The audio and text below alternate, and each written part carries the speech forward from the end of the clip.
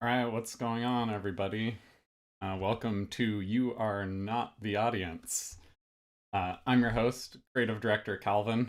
I'm the Creative Director at Parliament. We are a brand strategy and creative strategy company in Portland, Oregon.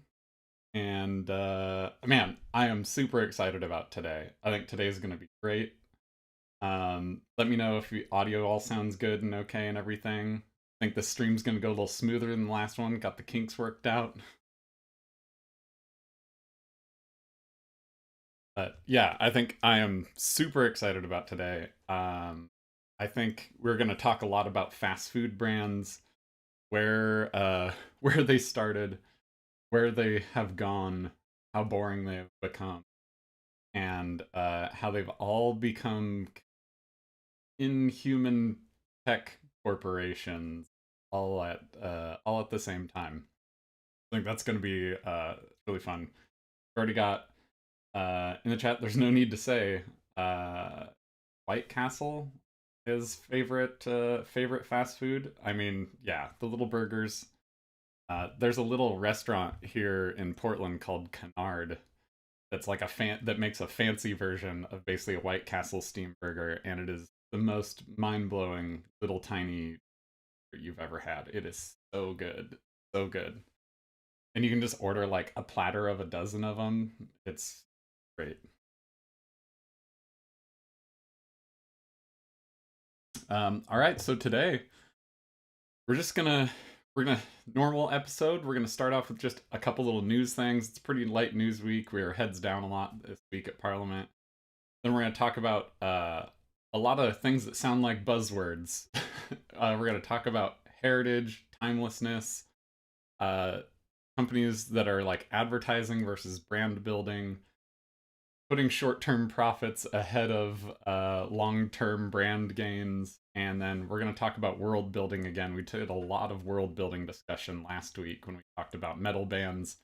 That's world building is huge in the fast food space, and we're going to talk about joy, enshittification, grayification, all of that kind of stuff.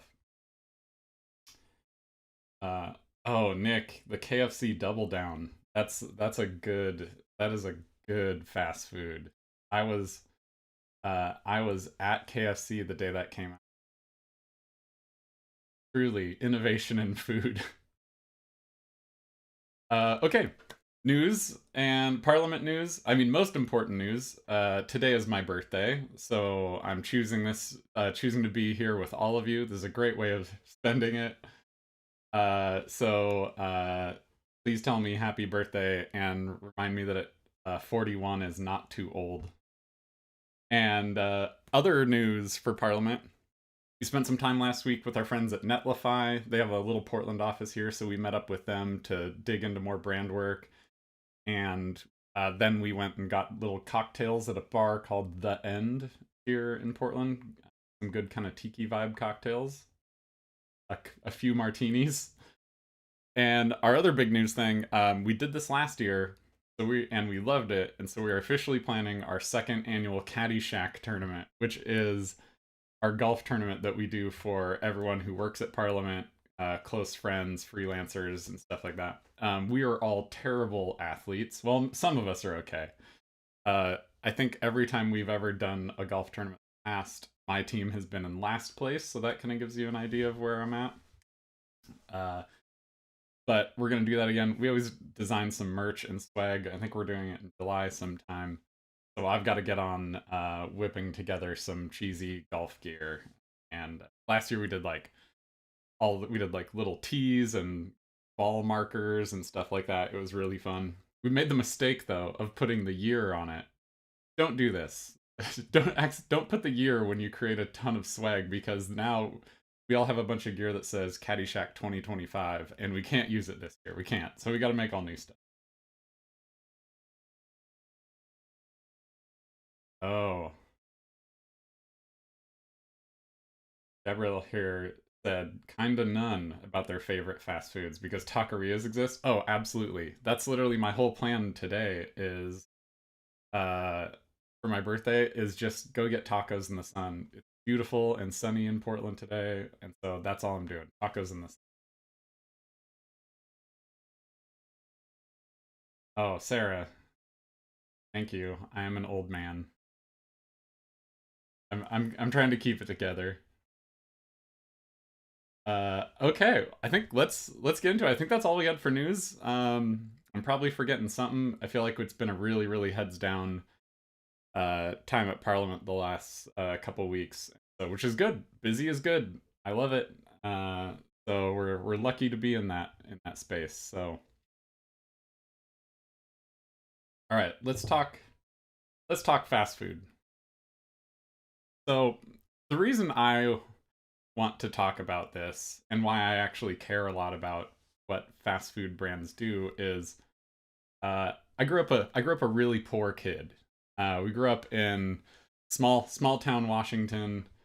We didn't have a lot of excess money, and like a fancy night was going to McDonald's or going and getting something from Dairy Queen. Which I don't even we aren't like Dairy Queen has just been so sad for so long. I don't even think we're gonna talk about Dairy Queen.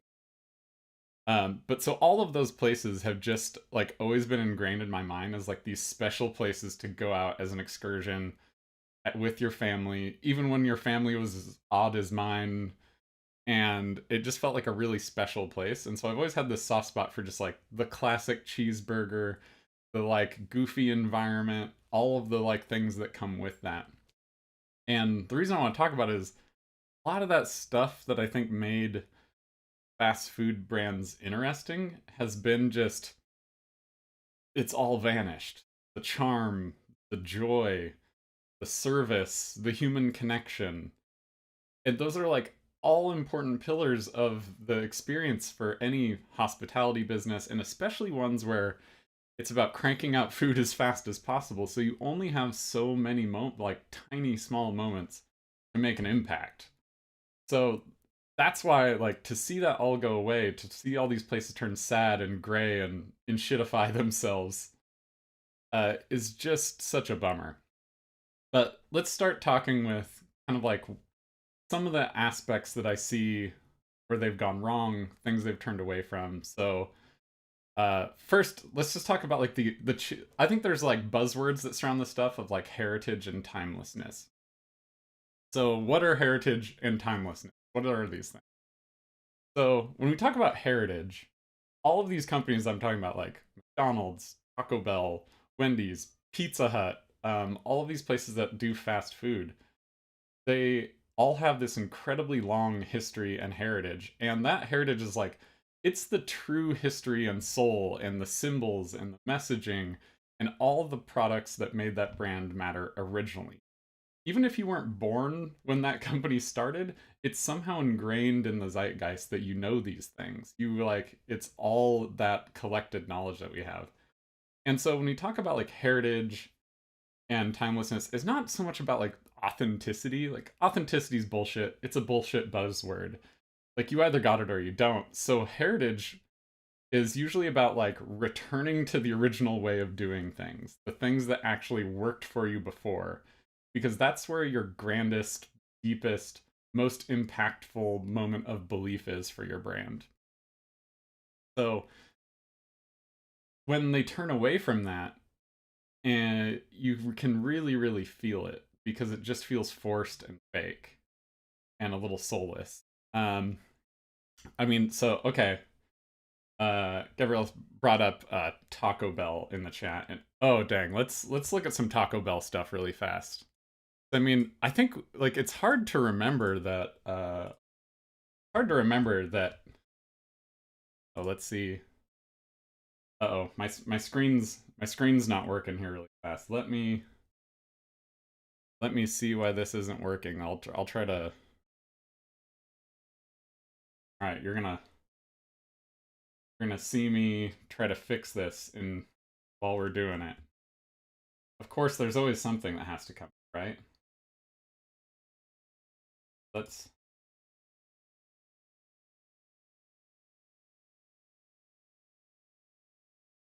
gonna do it live. There we go. All right, now everyone should be seeing some beautiful Taco Bell. I mean, I feel like we all kind of just forgotten now that this is what Taco Bell looked like. There's some folks. There's a guy on like a Substack or something like that that's done some great collections of Taco Bell histories, of Pizza Hut histories. This is pulled from him. I've got a link down below.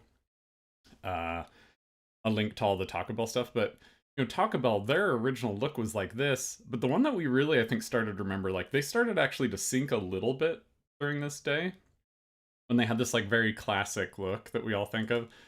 Then they switched to, like, the very, very 80s, 90s interior, and that's kind of the one that, like, really, really stuck. And yeah, there's no need to say, says it was totally unforgettable. Absolutely agree.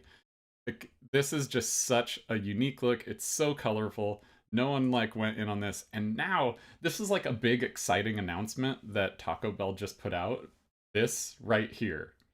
They're like, it's the Taco Bell of the future, and it just looks like sad corporate office, all history removed.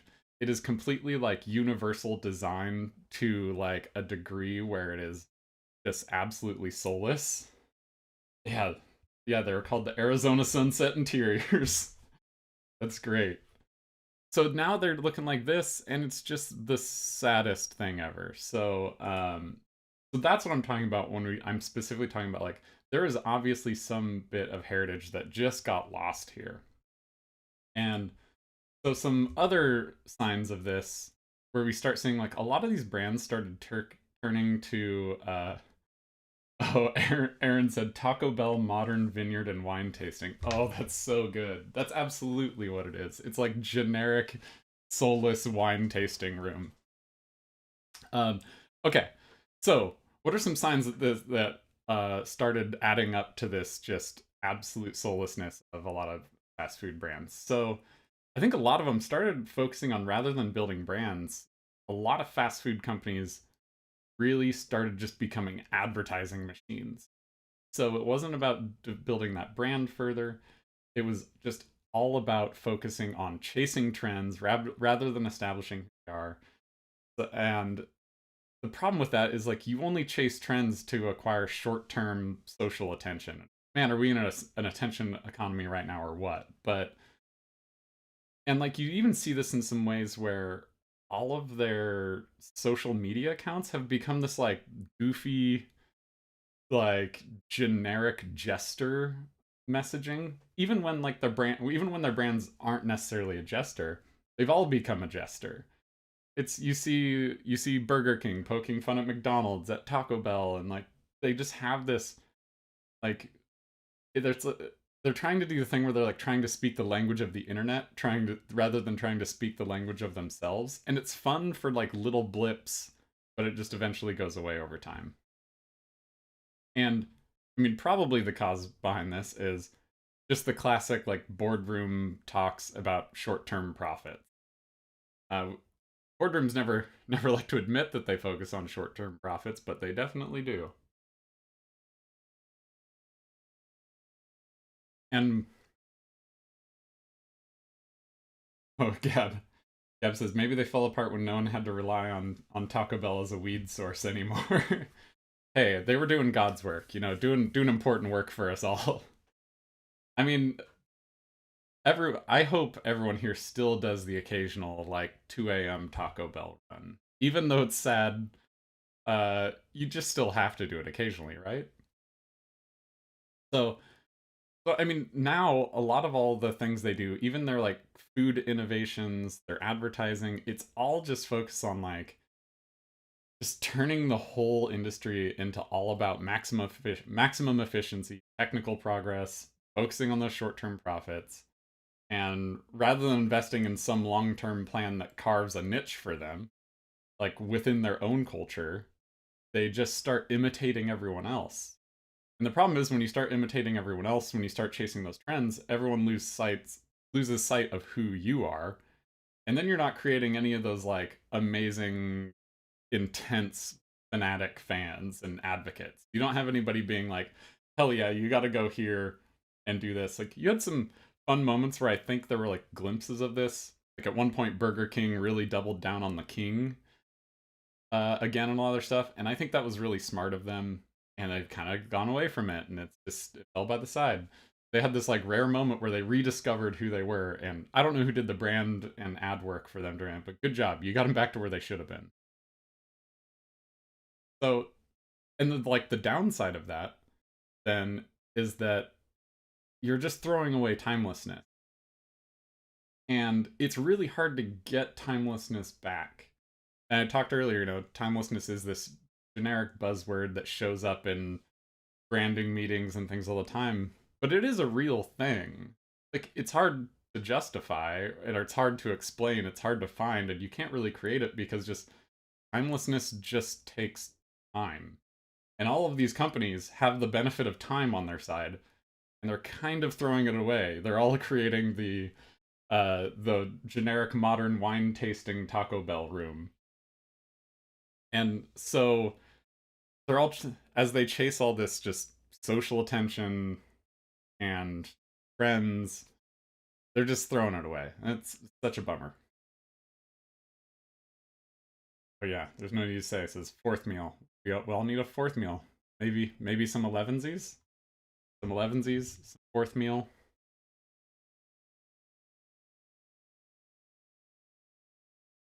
So, okay. So, they're throwing away timelessness. That's just like mistake number one. Don't do it. If you've got that heritage, that equity, all of that history behind you, just please, dear God, just invest in it.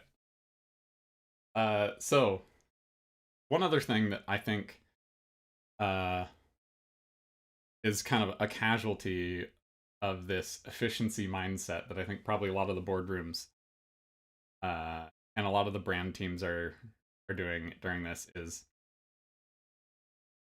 focusing on efficiency starts absolutely destroying your world building and your moments of joy within your brand.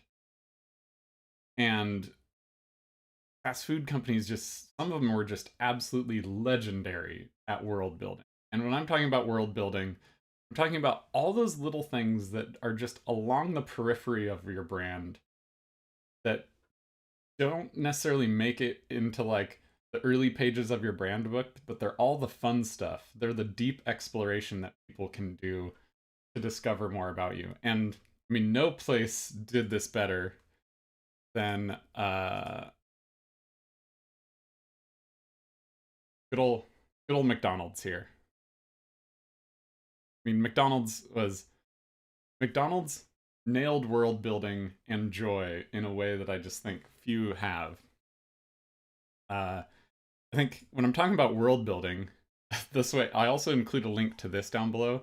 These are murals from some. These are murals from McDonald's in Washington State, all by this one artist named Wes Cook. Cable Sasser from Panic Software did this amazing deep dive into this artist, these murals, how he discovered all them. And this is the stuff that creates world building. And McDonald's was great at it. We had Ronald, we had Grimace, we had Hamburglar. And all of those little things create like sticky moments that we'll never forget. That creates a world that we can fall into. Yeah, Sarah says R.I.P. the good times in the McDonald's play place. Yeah, look at this. The play place, just incredible. I'm just sad that they won't let adults in it. By the way, this article that Cable Sasser wrote is just full of tons of gems from like the heyday of McDonald's. There's even the leftover Nintendo 64 setups that they had here. And for some reason just sitting there, like look how dusty that thing is. It's like it's barely been messed with, but it is such a gem. That was such an amazing time. So, like that is like a great example of world building in these fast food brands. And I think what a lot of places forget when you are creating an interior space or a physical experience, the whole goal of that is to invite people into a new world unlike any world they've been before or any world they regularly exist. It is it's creating a space where they give you permission to be someone else, to enjoy something else that you wouldn't normally, to do something else you wouldn't do normally.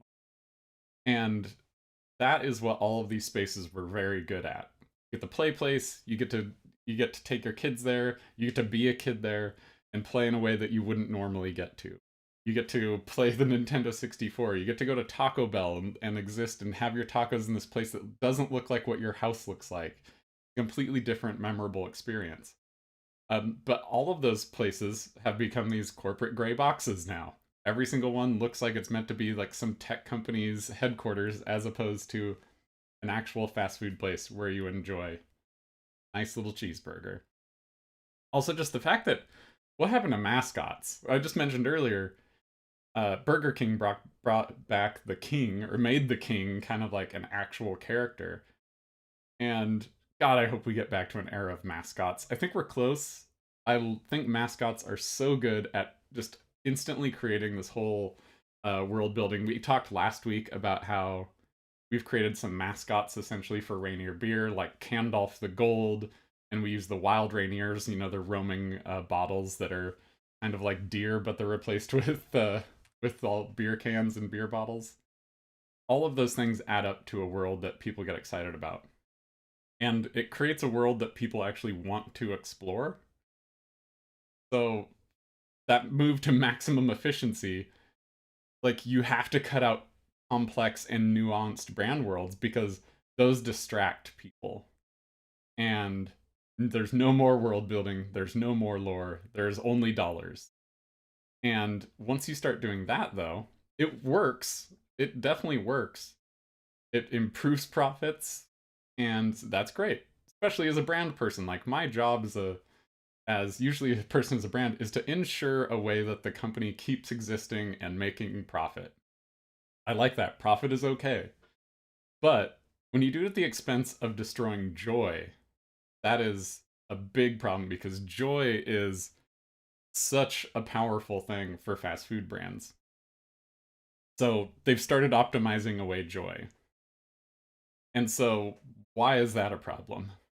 I mean, even just in here, in the comments, everyone's got like these like little tiny memories of moments in fast food places that you just like you can't get that experience at them anymore. Okay, so let's talk about optimizing away joy. Uh, I think there is. I feel like. Wait, let me think of the exact way I want to put this. I think a brand a brand that focuses on optimization is often at the complete opposite point of creating joy. Optimization is the antithesis of joy. And the reason I say that is because joy takes time. It takes time to kind of like swell, it takes time to feel it, and time is not on our side when we just want maximum profit. So, and I think we also just have this idea that joy is frivolous, but joy is also just beautifully important. It's actually the moments we don't forget. When you share joy with other people, it's just one of the like greatest unifiers of mankind. And so when you go into a McDonald's now, or you go into any of these stores where you actually aren't even greeted by a person, you're greeted by a screen where you order on screen. I know a lot of people say they enjoy that because it cuts out the human experience. That's fine for that person. But that is very bad from a brand perspective because nothing about that experience is creating joy and generating joy for that person in a unique, distinct brand way. You don't get that like moment of friendliness with the person. Yeah, there's no need to say this is joy turns into nostalgia, which keeps a customer base. Yeah, absolutely. I haven't talked about nostalgia during this. I think of like heritage and nostalgia as being essentially kind of the same thing. I think I think heritage in my mind is nostalgia weaponized for the future. So uh I think that's kind of um how I think that heritage and that nostalgia can actually be morphed into something for the future. You go back, you look at all those symbols, at all that old messaging, and you can use that as a strength. Aaron says I'm going to quote that. Oh, good. I already forgot what I said. Something about weaponizing. Okay, so I mean, like, I think that is the difficult part. Is like they're just getting rid of joy, like when they're doing this. Like, cool, you can order a Coke and you can add some vanilla, you can add some cherry to it. It's a very hyper specific, personalized experience. But nowhere during that experience did I feel like somebody actually helped me do that. No one actually was like, here, let me provide the service for you. And so now all of these companies are just becoming just the most generic tech companies where you're kind of getting the same experience everywhere. And that's incredibly bad in a category of consumer goods where everyone kind of does the same thing. I mean, everyone's got their preference. McDonald's, Wendy's, Jack in the Box, whatever, like, but they're all in the cheeseburger business, you know? Or in Jack in the Box, the really terrible deep fried taco business.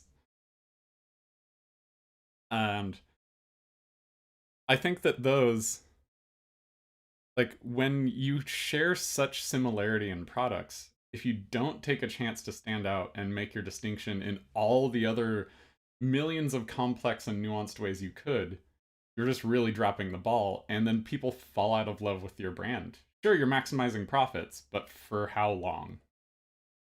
And I think that's a thing that they feels like they've all lost track of. Maybe this. Some of this stuff does make me feel like I'm just old man screaming at cloud. I am 41 today, so I mean, maybe I'm officially old man screaming at cloud age.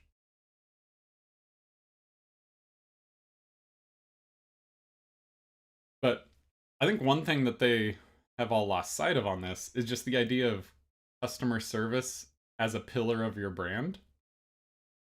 So in the hospitality world of whether it's fast food, restaurants, bars, whatever, customer service is actually your number one like communication point and your number one kind of like experience with a customer. That is most important. So when you're giving that up to a machine when you walk in, you're just removing your most impactful touch point. Sure, you can do commercials during the Super Bowl, or you can do your mediocre jokes on social media, but they all lack, or they all just have like a fraction of the power of like a real person greeting you when you come to your place. So I think just in that kind of bloodthirsty hunt for money, all these boardrooms and the brand studios that are working for them have gotten that service is an essential part of that. Service is an essential part for all hospitality brands, and you're especially when you're creating a lot of the same types of products. Oh yeah, Gab says here, keep thinking about how Cracker Barrel tried to scrape off all of the illustrations from their menus, but then their fans lost their shit until Cracker Barrel brought it back. Oh god, yeah, that Cracker Barrel rebrand. Normally I don't like this like uh I don't love this world of design commentary about specific brand things like that in the way that they grow up like blow up to be a fervor. A lot of the time it's like fine and we don't understand the reasons that got them there or the decisions that got them there. I mean, I know I've definitely worked on brands where there's probably a lot of decisions that I've made that customers don't understand, but eventually they do. But dang, that Cracker Barrel one was just an embarrassing dropping of a ball there. Um, so yeah, customer service as branding, I think that's super important.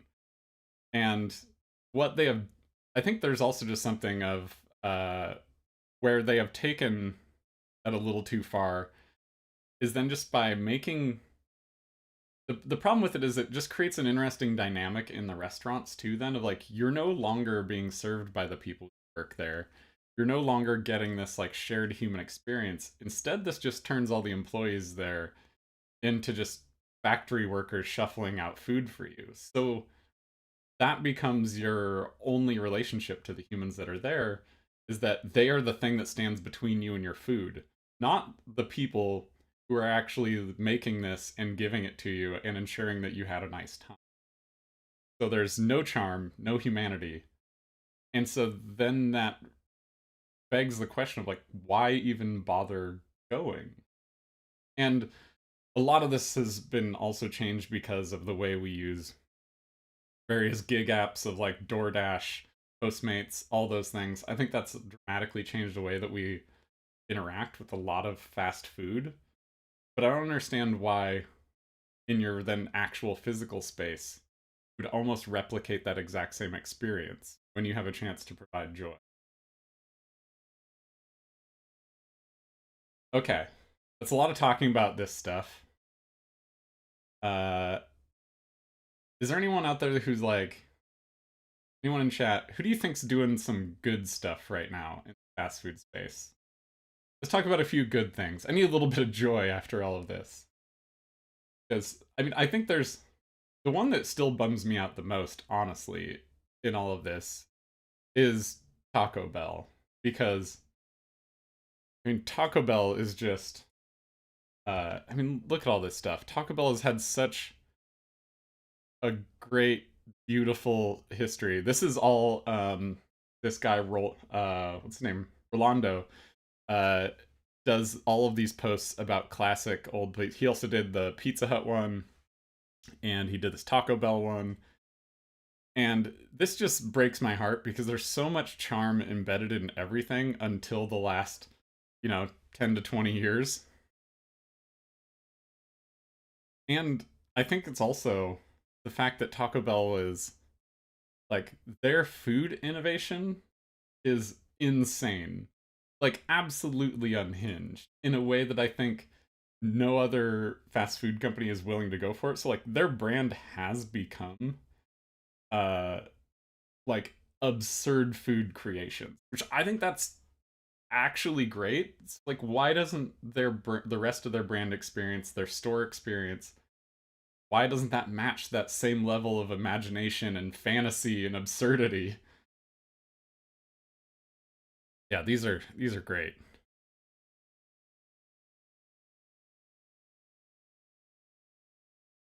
See, this is where I pulled photos from. Just look at these. Arizona sunset. I want my house to look like this. Sorry, Sarah, we're redecorating our house. It's gonna look like a 1980s Taco Bell.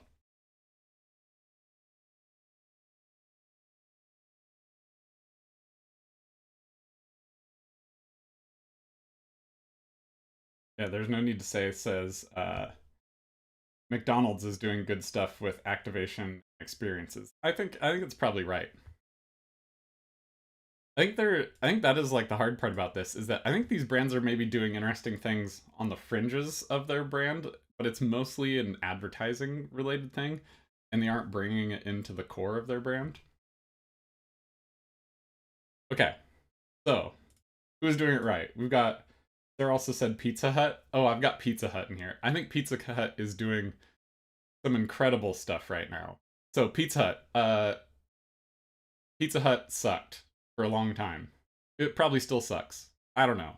People have preferences in the great fight and battle against Domino's and Pizza Hut. Um, Domino's has fully become a soulless tech corporation. You can even just, I think maybe you can do this at Pizza Hut too, I think, but you can even see a tracker of where your pizza is in the cooking process. Honestly, kind of awesome. But then you go into a Domino's and it is just the saddest experience. You just like go pick it up, they hand it to you, no, missing all those points of joy that they could be having. But Pizza Hut started a recent thing. I think I've got some stuff open here. Pizza Hut recently started bringing back Pizza Hut Classic. And Pizza Hut Classic is them just going back to what they did. This is that heritage play I was talking about. Like, this is them weaponizing weaponizing nostalgia. So they've started recreating the classic Pizza Huts that we all remember. The building, the Tiffany style lamps, the tablecloths, all of those little details make up this bigger world that we love at Pizza Hut. And it's been so good. I mean, I think there's 100 or 200 of these Pizza Huts now. Not on the West Coast, unfortunately. But they've started bringing back the classic red roof that looks like the Pizza Hut that we all know. There's even this great New York Times article about it, showing really nice interiors. I think these were all shot by Noah Kalina too, which is a charming thing if you're of a certain 2000s era of tech nerd and photography nerd. We all know Noah Kalina. And they've like brought back these classic old photos. I think this right here is absolute peak like fast food brand, because like we don't think of pizza as fast food a lot. Absolutely is.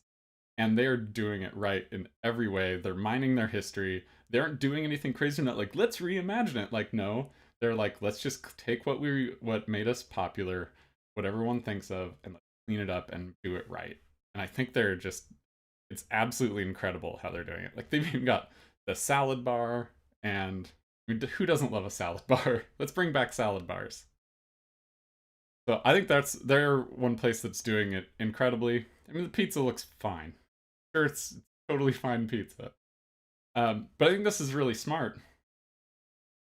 There's no need to say. It says, has it started rolling out, or is it still just talk? It has started rolling out. They're like East Coast and Midwest. I think there's like 150 or 100 Pizza Hut classics somewhere in there.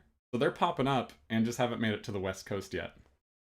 And honestly, I hope they do, because I love that. Like this is so smart of them, because we often think of like Domino's and Pizza Hut in parody because they've both been around a long time. They do a very similar type of product. And this is what I'm talking about, where like Domino's has gone fully tech company. They're all about like maximum efficiency, crank out pizzas, make it cheap. And at some point, Pizza Hut was trying to meet them in parody there. And obviously not working. So it's time for them to kind of carve their own space and make themselves distinct. So they went back to what we actually all think of as pizzerias. And I think they absolutely nailed it. And I hope it pays off well for them. I mean, look at this. This is so great. Like, this is what you think of when you think of like Pizza Hut. So good. Gab says I was missing the novelty of the buffet and salad bar with you while you're talking about the novelty of experience. Oh yeah. I mean, like a salad bar is such a good example of an experience that like nobody wrote like really like at first thought nobody romanticizes the idea of a salad bar. But then if you go to a place like this where you're with your family, you're with your kids, it has this kind of vibe, you are so ecstatic about a salad bar. Like I'm gonna eat so many baby corn if I go there.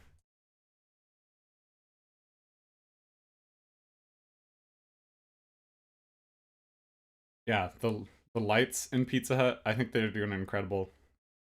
That's great. I mean, I think another place. Oh, here I pulled this. Let me show you what the exteriors look like. It's a great shot of the exterior. Just absolute perfection. Like every Pizza Hut needs to look like that immediately. There, and so I think this is just like we. It's such a unique shape of a building. It's insane that they wouldn't just keep doubling down on this and that they haven't for decades. And the fact that they're bringing it back, such a smart brand decision. Okay, one other place that I think is always doing it right, and we all love this place, but it's worth talking about. And I think they're at a point where their brand could be tested, and that is the good old In and Out. I think In and Out's great. Um, they have a very consistent look.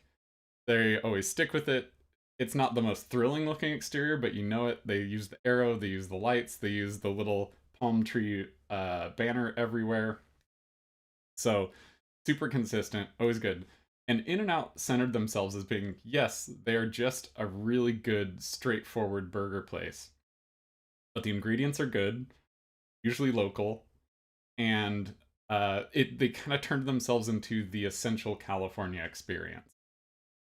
Like if you are not from California and you go there, you know you have to get In-N-Out. Like they have consciously kind of just doubled down on that as like it is the California burger joint. Um, and so I think they're always doing incredible. They pay their people well. They understand the power of service. Everyone is super nice, generous. As far as I know, no screens have shown up at In-N-Out Burgers. Please, dear God, do not correct me in that. I don't want to think that's a possibility.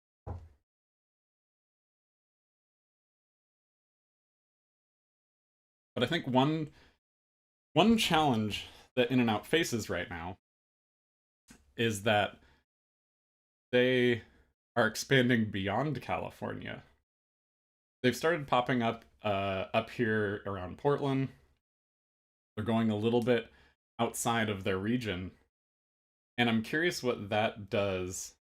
Uh, oh, Aaron says they don't mind. They don't seem to mind wearing the paper hats.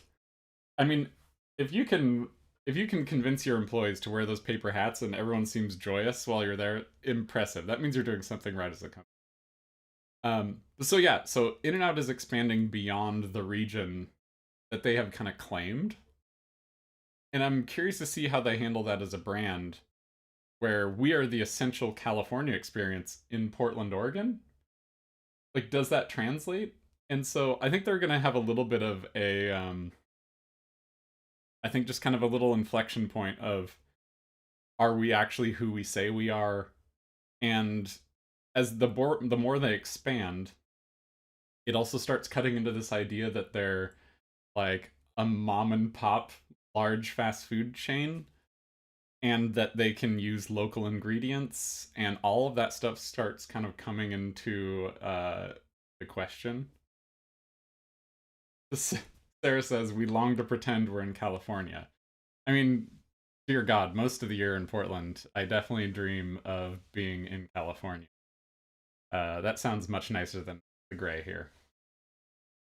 But I do think there is something about that, that if they tap into that and keep doing that, of like, provide the service, keep the food local, keep your employees happy, bring those moments of joy, keep the secret menu items, that is like a huge part of the world building of In-N-Out, that like, and they have that whole like, if you know kind of aspect. And if they can communicate this idea that you are getting this like classic California drive-in experience, and they can do that in other states, they win. And I think they create such a huge market for themselves if they just keep focusing on that. Let all the other brands become boring tech companies, and they get to then own a California attitude with customer service and joy combined in. So I think they're doing it great. I think they could have some challenges coming up. This is also a reminder to me how long it's been since I have had a In-N-Out burger.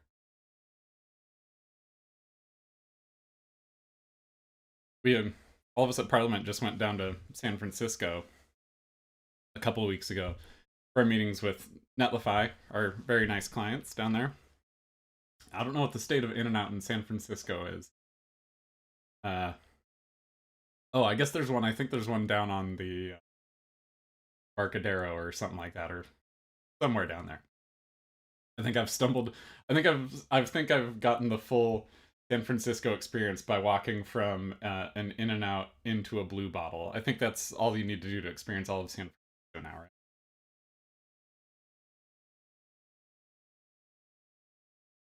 Oh, Sarah says birthday lunch for me today. Apparently, they have an In-N-Out in Vancouver, Washington. See, it's hard. I'm not gonna lie. It's hard to be like you're gonna have this essential California experience in Vancouver, Washington, knockoff of Vancouver, BC. But okay, so I mean, I think that covers a lot of bases today. So we talked about heritage and timelessness. The idea that we can use our history to like mine for all those like memorable symbols, that messaging, all those products that made us matter originally. The the trap of focusing on advertising versus brand building. Um, when you're focusing on just advertising, you're just chasing trends and social attention, which doesn't bolster your brand further. How short-term profits can kind of like sacrifice short-term profits and maximum efficiency can sacrifice joy and all of that world building, because if you're focusing on cutting out all of the like frivolous moments that create nuance and complexity, the first things to get cut are all of that elaborate world building, all those little moments of joy, all the moments to connect with mascots that have been tried and true in your brand, or your employees which provide joy. And I think just I think a lot of like my problem with all of these, that there's the tech enshittification, the removal of like that personal human element with these. But I think the thing that makes it me the saddest is that so many of these had such kind of like deep worlds to explore. Even if it was like even if it was Taco Bell with their Chihuahua commercials, which are, questionable, but or McDonald's with their whole cast of characters, it created just this world that if you were a hardcore fan, you could fall into. You could buy swag with those things. You could know the stories of all these individual characters. You could say the lines out in the world. You could get that kind of like shared thematic experience. And I think that's just gone. I think that's what they have removed. And I think that's maybe the biggest loss of all, is just fast food brands have cut out world building, they've cut out lore, they've cut out anything worth exploring.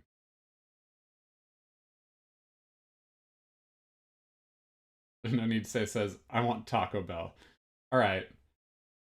I think that I agree. Maybe we just all need a Taco Bell day.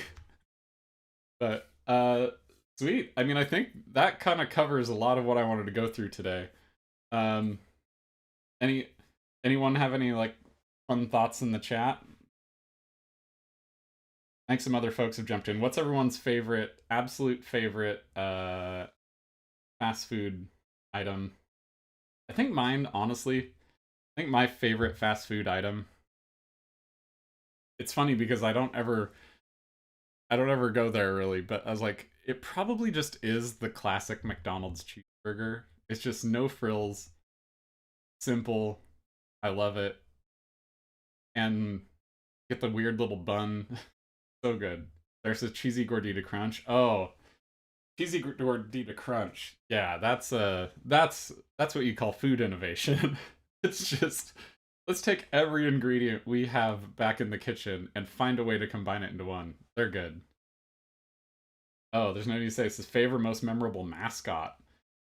I mean, I feel like Hamburglar. That was number one mascot. I feel like Hamburglar, if you're like me, where you're like a jaded little teen, you're like, yeah, the Hamburglar's cool. He steals the burgers.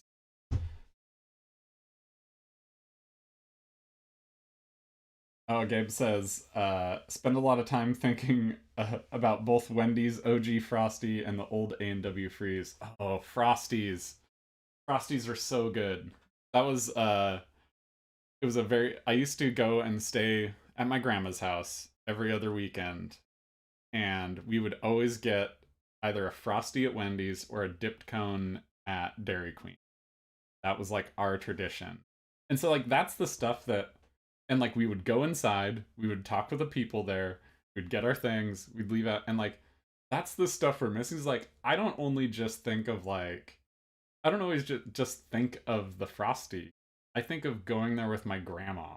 Like one of the most important people in my life. And that's like what that world does when you're willing to kind of lean in to all the like customer joy, is that it's not them, it's like you're helping your customers create a memory there, not just about your food. And so that's great. Oh, Nick says Frosties have turned into blizzards. They're adding all kinds of shit to them now. Oh no. See? that's a perfect example of like, what are they doing? Why? No, let the Frosty be a Frosty. That's such a mistake. Oh man. It says, uh, Wendy's is about my grandpa, my G-paw, no seeds on buns. Yeah.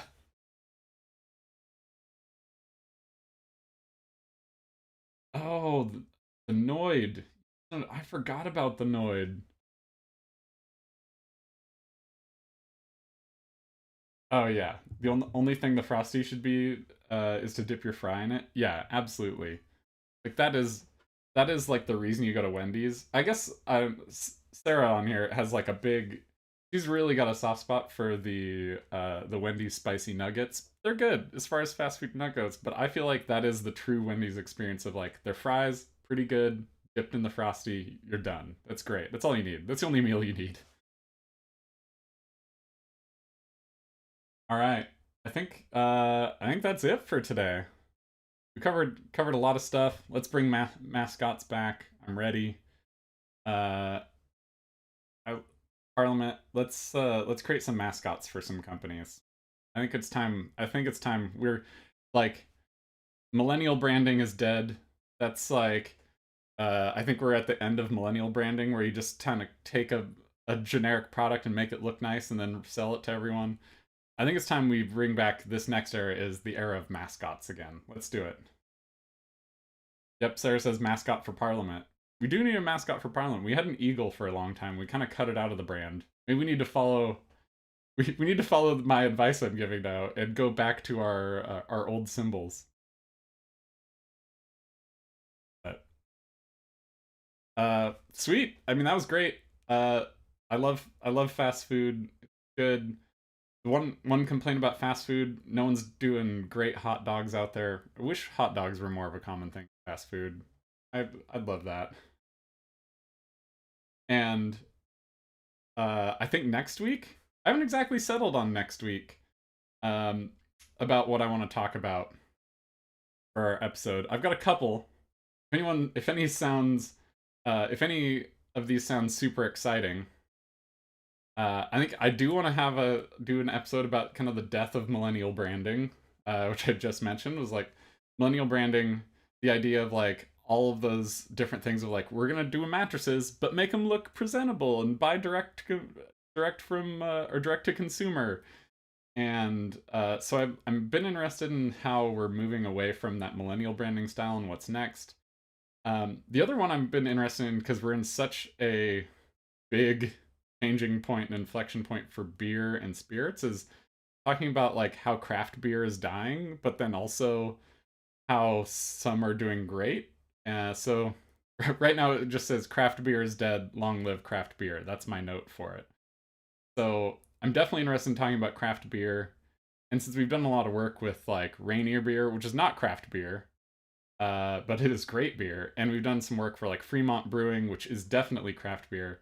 I think there's some stuff to dig in there, so maybe we'll do that next week. Craft beer, talk about beer next week. Sound good to folks? I like beer. It's my birthday. Why aren't I drinking a beer right now? Oh, Gabe, did Wiener Schnitzel die? I I assume they've still got to do it. Oh, don't worry, Gabe. We'll talk about. Okay, let's talk beer next week. I think that sounds great. Beer will be good. Gabe asked, "Make good NA mainstream." I love it. I'm as they call it a zebra striper. I'll have a whiskey and then an NA beer and then a whiskey and an NA beer. Uh, that's my preferred way to drink these days. So I love NA beers a lot. All right, let's talk about beer next week. Okay, I think let's call it for the day. It's almost 1 o'clock. I gotta go eat some lunch. This is great. I love talking about fast food with y'all. This is very fun. So next week we'll talk beer, probably some spirits as well. Um, I guess should I end with the classic? Do all the classic YouTube stuff. Like, subscribe. Tell your mom about us. She'll love this stream. Uh, so I'll see you same time next week, noon Pacific time. We'll cuss about beer. We'll have a good time. Prepare your chats about what your favorite beer is. all of those things. And somebody try to convince me why a blueberry cupcake pastry hazy double IPA is good. So, all right. Thanks, everyone. See you next Thursday.